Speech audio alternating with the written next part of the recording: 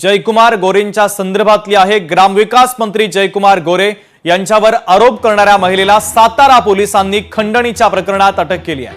हे प्रकरण मिटवण्यासाठी 3 कोटी रुपयांच्या खंडणीची मागणी या महिलेने केल्याची माहिती सूत्रांकडून मिळते।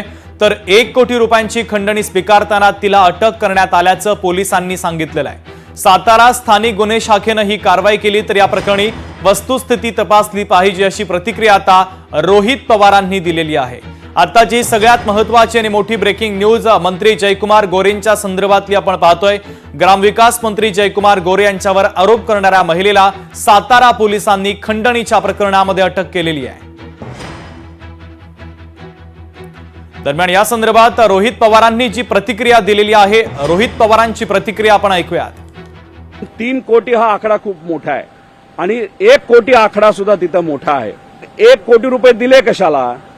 मग त्या महिलेकडे काय होतं असं की त्यासाठी तुम्हाला पैसा द्यावा लागला? ते सुद्धा 1 कोटी रुपये आले कुठून असाही प्रश्न त्या ठिकाणी होतो। कोर्टामध्ये सुद्धा गोरे साहेब जे आहेत ते कोर्टातून बाहेर कसे निघू शकले? कारण का ती महिला आणि त्यांनी कुठेतरी एक करार त्या ठिकाणी केला होता की त्या महिलेला कोणी त्रास देणार नाही। मग तो करार त्यावेळेस करण्याची कारण काय? हायकोर्टमध्ये ज्या जज महिला होत्या त्यांनी त्या बाबतीत ताशिरे काय ओढले, या सगळ्या गोष्टींचा अभ्यास केला पाहिजे।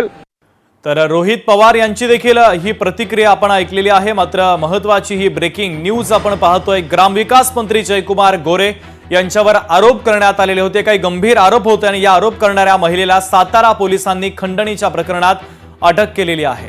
हे संपूर्ण प्रकरण मिटवण्यासाठी 3 कोटी रुपयांच्या खंडणीची मागणी करण्यात आल्याची माहिती सूत्रांकडून मिळते। या महिलेने ही 3 कोटींची मागणी केली होती, पैकी 1 कोटी रुपयांची खंडणी स्वीकारताना तिला अटक करण्यात आल्याची माहिती आता पोलिसांनी दिली आहे।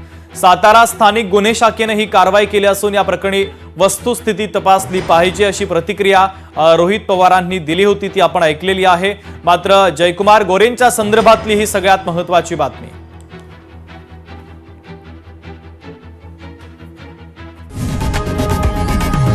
लोकशाही मराठी ऐका, पहा, जागरूक रहा।